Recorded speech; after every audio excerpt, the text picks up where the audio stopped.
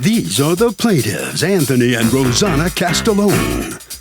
Anthony says he and his wife purchased a fully finished condo from the defendant, and when they took possession of the place, they thought they were robbed. Numerous things included in the sale were gone. The defendant double-crossed them, and they are here suing for the $2,500 they were cheated out of.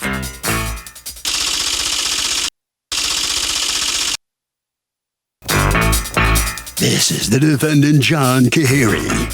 He says he sold the plaintiffs his furniture, but they got upset because he took his personal belongings with him when he moved out. And the plaintiffs think things like a broom, flashlight, and his toaster should have been left behind.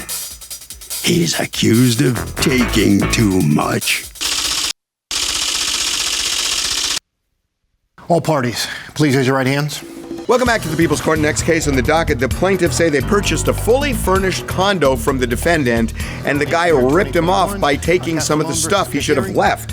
But the defendant says he sold the plaintiffs his furniture, but they also wanted his personal belongings like a flashlight and a broom, which is nuts. It's the case of taking way too much. Thank you, Douglas. You're welcome. Okay, Mr. and Mrs. Castellone, who wants to speak first? Mr. Castellone, let me direct it to you, and then you can add whatever you want. You bought the condo on what date? August 2020? The offer was made on August 9th.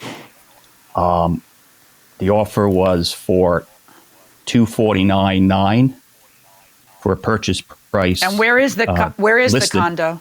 Condo is in Estero, Florida. Okay, very nice. Now you actually end up authoring some separate document, or somebody authors it on your behalf, which separated the contents and called it $4,000 for the contents. Did you pay that in addition, or that brought down your purchase price? That was in addition to the $249,900. Our agent informed us that the seller was in agreement with $249,900 plus $4,000 for a separate. He wanted to separate the agreement for the contents. The contents.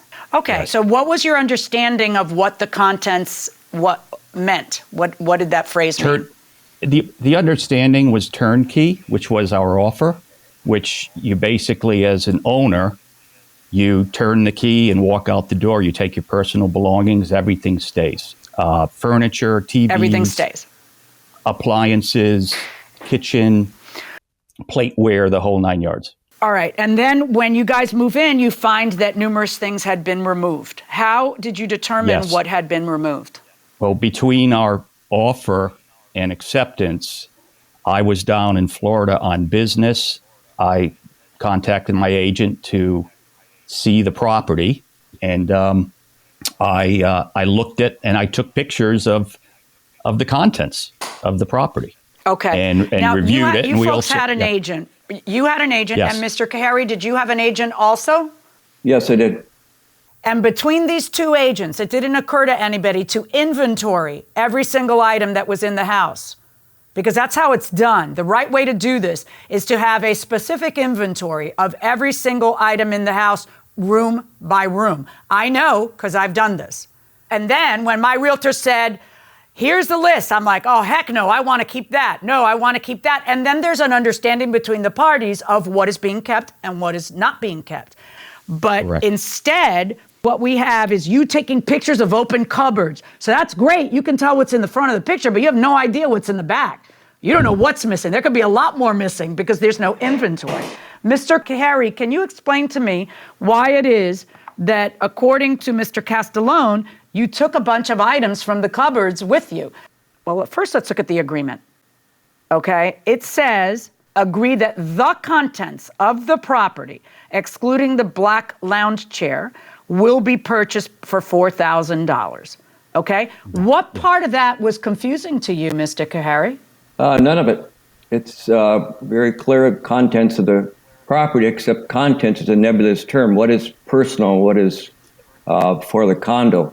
Some stuff is very practical for the condo. Some is not. Did you take a ladder? 8-foot ladder. And did you take another ladder as well, a two-step ladder? I did. Okay. And did you take a pizza maker? I did. Did you take a Keurig that was in the kitchen cupboard? Yes. Right. Your position on this is that that's not the contents? Well, the contents is what's showing in the condo. I have a lot of personal stuff there. That wasn't a rental for me. It was my private condo. So I had a lot of stuff stored. There's also dog dishes. There's also all kinds of things they wouldn't want. You have to make an opinion of what they would want for a condo as far as a rental. No, I don't think you make an opinion on your own. I think that you come to terms with the buyer on it. And what happened is they made their objection to it very, very clear. They wrote to their agent and then had their agent write to your agent because you weren't responding. They said, we want these things back. And your position on it is that's personal. Did you take your dishes or did you leave that? All the dishes are there, all the towels, everything you need to rent the condo. You walk in the door and that's right. Turnkey, exactly. So what you did was you cherry-picked what it is you didn't feel like leaving them in a contract that you very clearly understand meant that you leave your towels, that you leave the dishes, it's very clear. It says, agree that the contents. So if you exclude only one thing, which is the black lounge chair, guess what you get to take with you? The black lounge chair and nothing else. That's what you get to take with you. You don't get to take all these other things. And no, your underwear, I know you flippantly said, was I supposed to leave them my underwear?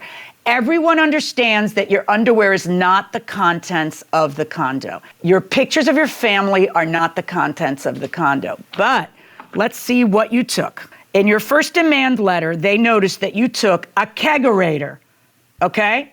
They're gonna want the kegerator. A 6-foot aluminum ladder, a hand mixer, flashlights, a Zoshirushi bread machine, a shop vac, a small step ladder, a pizza maker, a popcorn maker, the tool kit, some beached lounge chairs, a steam mop, a toaster, it was, a lot of the stuff that in a turnkey sale is supposed to have stayed there. Now, the question I have for you though, Mr. and Mrs. Castellone, why are you suing for $2,500?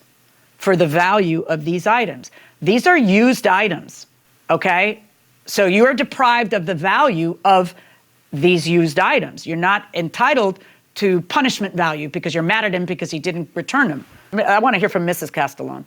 Oh, well, I kind of let my husband deal with the figure part of it. So I really don't have much to say other than I feel that he says that unfair. You had to spend a bunch of time at Bed Bath & Beyond to replace the items. Is that true?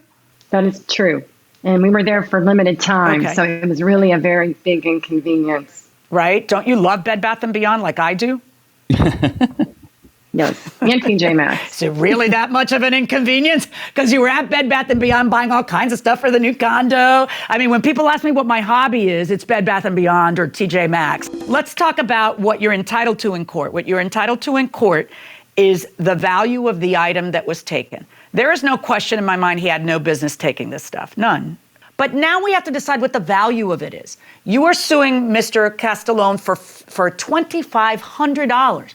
How on God's green earth is the value of a 12-year-old kegerator and, all this other stuff that's used $2,500? That does include the time and a lot of the court costs that I had estimated.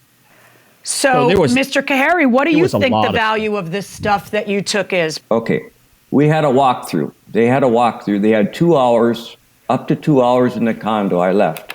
They could search the whole condo. They could, if you can't see an 8-foot ladder and if you can't see a kegerator in your walkthrough, you're not looking too hard. They had those two people and along with their realtor. If they would have told me they wanted these things, they would have given them to me. They mean nothing to me. The last time that bread maker was turned on is sometime in the Obama administration. This is not important to me. Okay. But you have to decide what's for a condo. They had time to look at it. Okay. So if I understand what you're saying correctly, it's why didn't they catch you taking things out? And if they had just said so, you would have returned them. They sent a letter asking you to return them. Did you return them? No. Oh, I guess there's your answer. Okay. So the only issue left for Judge Milian is to determine the value of these used items. I realize that you're mad, Mr. Castellone, and that you want me to take into consideration that you were forced to go out and buy stuff. The measure of damages in court is what are you out? But when I'm assessing the measure of damages, if you think I'm not thinking, about the trouble that you've had to go through. So it's going to be a very generous figure, and it's not going to be anywhere near the figure that you want, because I am still bound by the value of the used items. So I am finding in favor of the plaintiffs in the amount of $800.